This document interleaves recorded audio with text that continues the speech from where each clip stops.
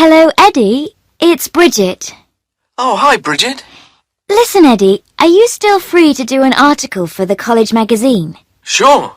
Is there anything in particular you'd like me to write about? Well, the next issue is about people's lives.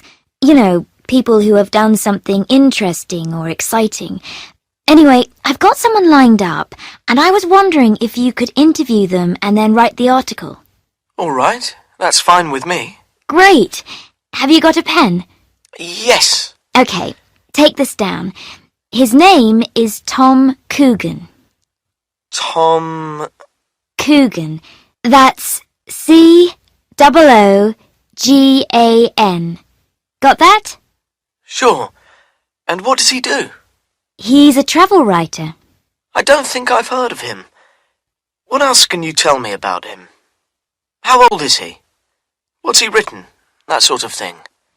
Okay, he's 42 years old, and he's written 10 or 12 books. Let me just check that. 12 books, including his latest. Oh, and he also presents a travel program on TV. All right. Now, his latest book is about a journey he made across the Gobi Desert on horseback. It took him 6 months, apparently. Anyway, I think he'd like to talk about that, so make sure you ask lots of questions. Fine. I'd better look at a copy. What's it called? It's called Has Anyone Seen My Horse? I've got a copy here which I can lend you. Okay. And why does he want to talk about that book in particular? It's just won him an award. Really? What kind? Travel Book of the Year. Oh, wow. That's pretty impressive. Exactly. So, like I say, ask lots of questions about it. Now, I've arranged for you to meet him on the 21st of October. That's 2 weeks on Friday. Is that okay? It should be. Have you got a time for that? Not yet. He wants you to call him beforehand to arrange that. I'll give you his contact number. It's 0722... No, hang on. It's 0772 921 4490. 0772 921 4490. And where am I supposed to meet him? He's suggested his place, which is good as it's not far from the college. It's 138 Lonsdale Avenue, Summertown. Lonsdale is Lonsdale.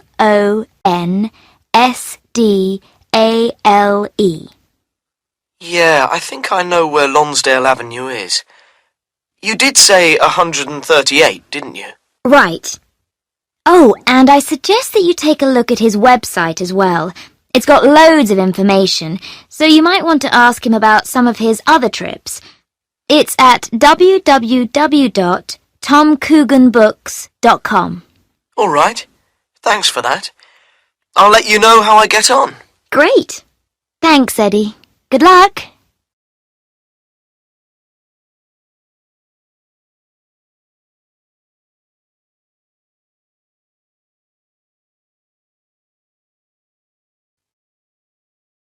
Hello everyone, and welcome aboard the Sunshine Express on our journey from London to Naples.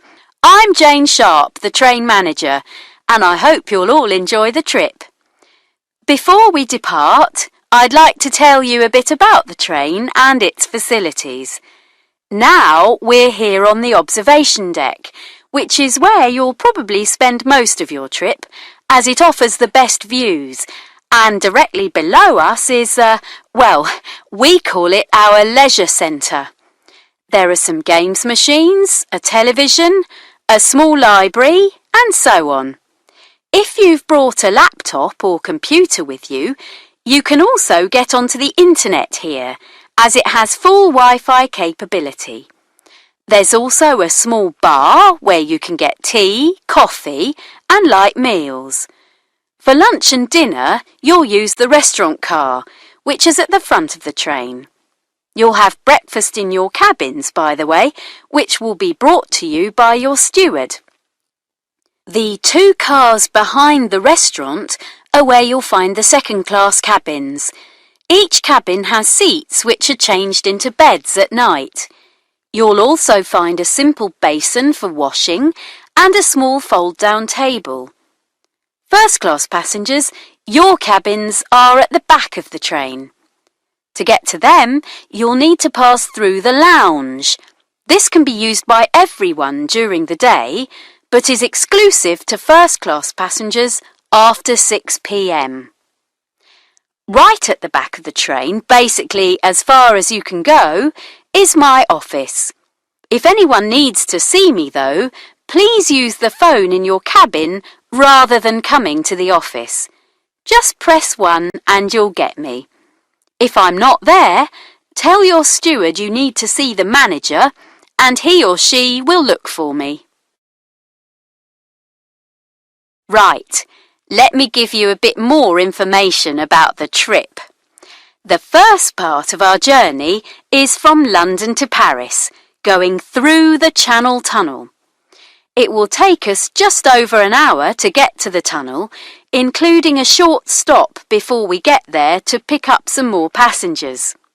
From there, it'll be another 3 hours to Paris, so we're looking at 4 hours altogether, give or take a few minutes.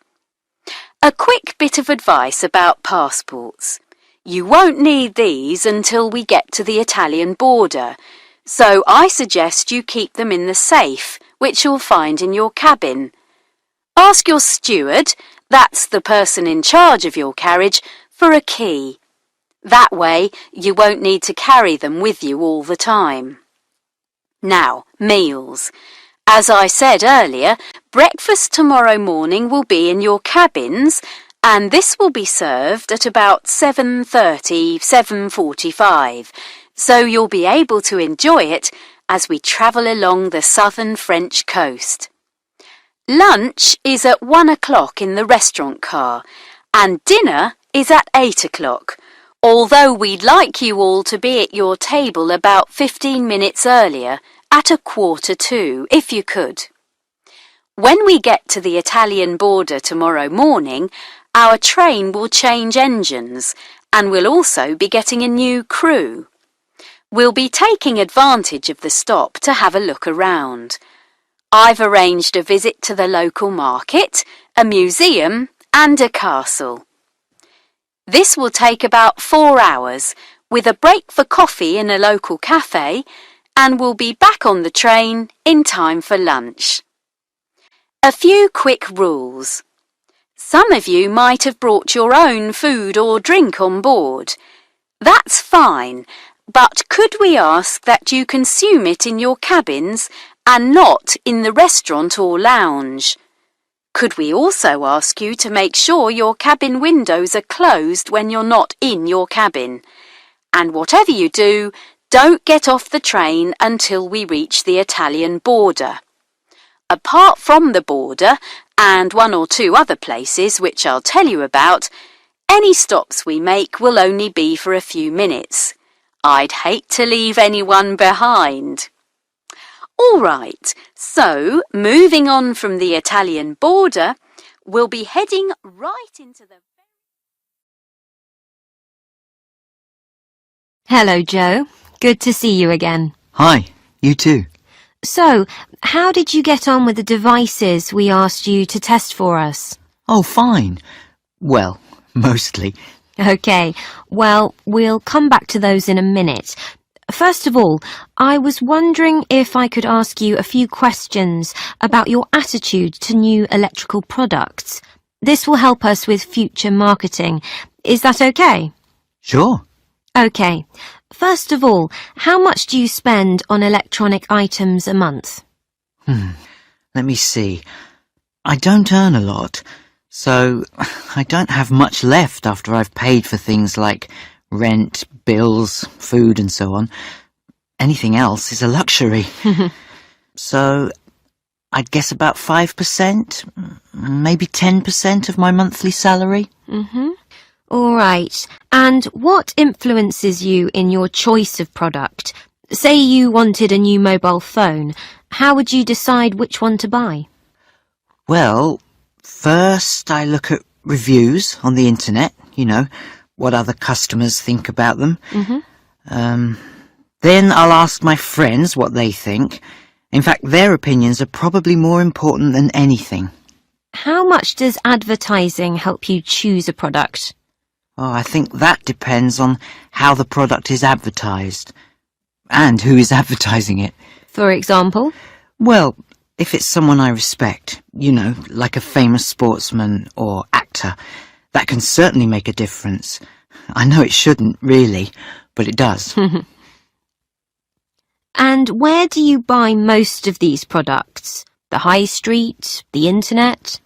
Most people seem to avoid shops these days, don't they? For things like that. They think they can get things cheaper on the internet. Right. But I find that if you say to a shop assistant that you can get a new camera, for example, for £100 on the internet, they'll often match the price. So that's where I go. Any other advantages? Well, you get personal service and you don't have to wait for the product to be delivered. Ordering online means you have to wait, sometimes for ages, to get the things you've just bought. I hate that. I guess I'm just very impatient. OK, one final question. Do you ever see a product and think, I've absolutely got to get one of those? Oh, all the time, especially if I'm walking past a shop and I see a new electronic item in the window, especially if it's unusual, you know, something I've never seen before. It takes a lot of willpower. Right, Joe, let's move on. Now, we gave you 3 items to test for us. Let's start with the mobile phone. OK. Well, it has its good points and its bad points. The purple and silver make it quite eye-catching, you know, modern, exciting. Right. Anything else? Well, it's very small, isn't it? I know people say small is good, but in this case I think you might have gone too far. In what way? It can be a bit difficult to use, especially if you've got big hands like mine. You press one key and you end up pressing another at the same time. On the other hand, thanks to the oval design, it does fit comfortably in your hand. Mobiles are usually sort of rectangular, aren't they? I think this is much better. OK. What else? When I was sending text messages, I had real problems seeing what I was writing. It's not that the screen was too small, just that it was a bit dark. If you're outside, you can hardly see anything on it. We added a few things that you don't get on other mobiles. What did you think about those? Ah, right. Well, that noise it makes if you move away from it, that's really annoying. It's basically a good idea, but I think that after a while it would drive me mad. So you probably wouldn't buy it? Probably not. When I buy a mobile phone, I don't want one that's going to be difficult to operate. There's no point having a phone that looks good if you have to spend ages trying to make a call or send a text message. It's funny, but I find that more expensive mobile phones are more difficult to use than cheaper ones. It should be the other way round. So keep it simple, right? Right. And I want a phone that doesn't have problems picking up a signal or doesn't cut you off halfway through a call. And all those games and other things you get on a mobile, I really can't see the point in those. Fair point. Next, the digital radio. What did you think? The audio quality was crisp and clear, even if you turned it up really loud. Some sound systems can sound a bit distorted at higher volumes, but not on this one, so 10 out of 10 for that. Great. The thing is, I'm not sure if it's the area I live in, but the choice of radio stations seemed very limited.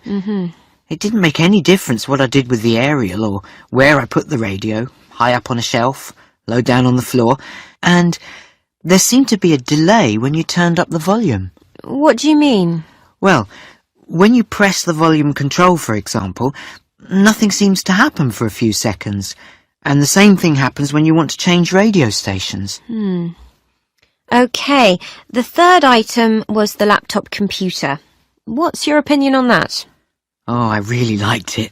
It's so small, so compact, but easy to use at the same time. I don't think you could make it smaller if you tried. But at £900, I'm not sure you'd get many customers. That's a lot of money for a laptop. Bring that down to, say, £400 and things might be different. Any other changes you'd make, like adding more memory, for example? Oh, I think that's fine as it is. 300 gigabytes of memory is probably more than enough for most people. Oh, and incidentally, the way the keyboard folds out so that it's like a full-size one, that's really clever. But the computer doesn't have anywhere you can play CD-ROMs. And I'd include a light in the keyboard so you can use it when it's dark. Well, thanks, Joe, for your comments. I think we'll find those really